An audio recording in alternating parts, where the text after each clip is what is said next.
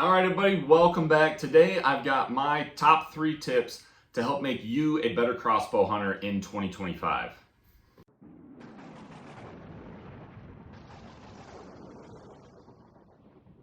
All right, so there's a lot of stuff we could cover in top 3 tips to make you a better crossbow hunter in 2025. You could probably make this list 100, but I want to focus on the 3 that have really helped me out. And honestly, they've helped me out not just hunting with a crossbow, but they've helped me out hunting with a compound, hunting with a muzzleloader, hunting with a rifle, hunting with basically anything. But we're going to focus on the crossbow today. Number 1, tune your gear for extended ranges, tune your setups for up close and personal. And what I mean by that is crossbows, there's no secret that crossbows have the ability to shoot extended ranges and do it very accurately. And that is a great advantage. It really is. And you should be confident at whatever you consider an extended range. You should be confident at being able to take those shots if that is what presents itself. It's also great practice shooting at long range, even ranges way beyond what you plan on hunting. Having the confidence and ability and the setup as far as a bow, as far as optics goes, as far as an arrow, a broadhead, all of that stuff, that whole system, you should be confident at extended ranges, but tune your hunting setups to up close and personal where you are in basically like that no miss scenario. I'm talking like 15, 20 yards, like tune your setups for that shot. The same type of shot the compound bow hunters are targeting, the same type of shot the traditional archers are targeting. Like, this is archery equipment. We're in archery season. The whole fun of archery hunting is up close and personal. And the number one advantage of a crossbow, it's not extended range and the ability to take accurate shots way out there. It's the fact that you don't have to draw. You have very little movement to get you from just your observation position to your shot execution position. Take full advantage of that and get up and close and tight. I think that mentality will make you super lethal out there. And kind of along with that confidence of being able to shoot long ranges and knowing your whole system, you should really know your arrow flight inside and out. That is a full hunting setup. That is the arrows that you are physically taking out in the woods that you are going to hunt with, the broadheads on those arrows, lighted nocks if you shoot them, whatever that setup is, know exactly how it flies all the way out to whatever your comfortable shooting distances are, but know each arrow, know them intimately. There are going to be setups, you're going to have arrows that are going to fly better than others, even your best ones. You're going to have some arrow broadhead combinations that are going to fly a little better or a little worse, or maybe even changing something like a lighted nock from one to another. Like, there are very fine little details that can honestly add up to making a fairly substantial difference when it comes to arrow flight, especially with a broadhead on them. So don't be afraid to shoot your broadheads.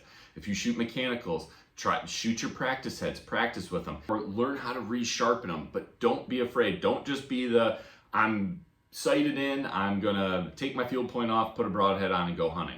Know your arrow flight intimately, and that will make you way more confident and just ultimately bring you guys more success in 2025.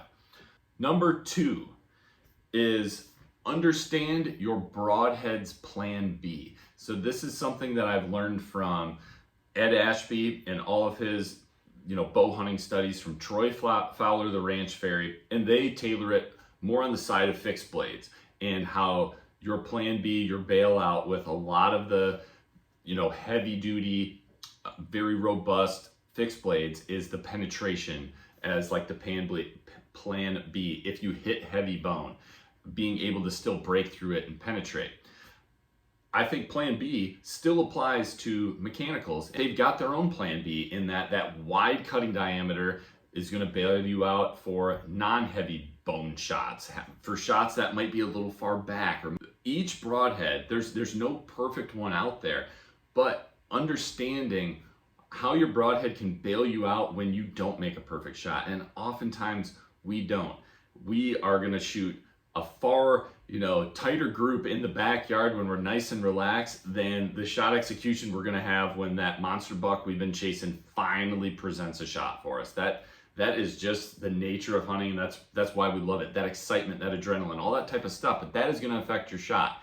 And different broadheads are gonna bail you out in different ways. So whatever that plan B is, you don't have to listen to me or anyone else out there. You just have to understand, okay, when I don't hit my mark, how do I want my arrow to bail me out? And for me, I like the fixed blade side of things. I typically, if I typically miss either high or low. So I want to be able, especially if I'm missing high, I want to be able to get through a shoulder and be able to, feel good about that broadhead's integrity going through that and still being effective and lethal. There are lots of other people out there that say, I want the cutting diameter bailout. I want the big mechanical. I worry about hitting back. When I miss, I kind of pull left or right. That's totally fine. Just understand that, because knowing that and having that in your mind is going to help you eliminate some bad shot angles, some bad shot opportunities, or things that you just can't get away with one setup that maybe you can with another. So know your broadhead's plan B. And finally, number 3. This might be the one that was a real kind of game changer, eye opener for me, and helped me have some extremely fun, extremely successful hunts. And that's, don't be afraid to adapt. Don't be afraid to be mobile.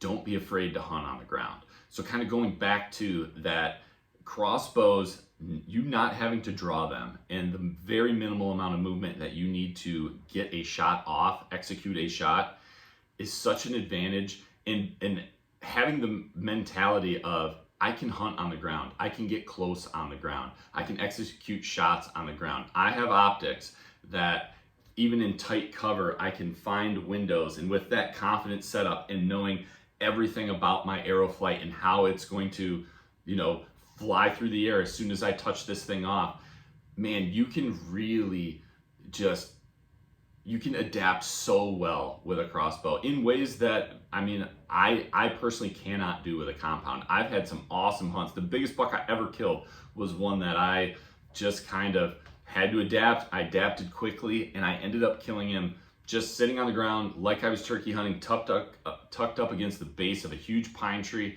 shooting him at 10 yards on the ground. It was awesome. And oftentimes I take a ghillie suit. Like there's just a lot that can make you such a, in the moment or in the day, whatever it is, whatever's going on, that you can, being a crossbow hunter, you can take advantage of in ways that some of the vertical bow people, I don't think, can quite as easily. So don't be afraid to do it. Don't be afraid to adapt. Don't be afraid to sit on the ground. That ground sit might be with a tripod one day. It might just be, this is where I need to be right now for what I'm seeing. So I'm gonna get down from my stand and I'm gonna go move over here and tuck into the thicker cover. Whatever it is, there's a massive advantage to hunting with a crossbow and not having to draw. So don't be afraid to adapt. So those are the 3 things that have helped me become a better crossbow hunter. If there's something that is your number 1 or top 3 tips, please post them down in the comments below. And if you guys are looking for more awesome crossbow content, go ahead and check out these 2 videos right here. Thank you guys for tuning in. I appreciate it. Be safe, God bless, and remember, be a sportsman, make a sportsman.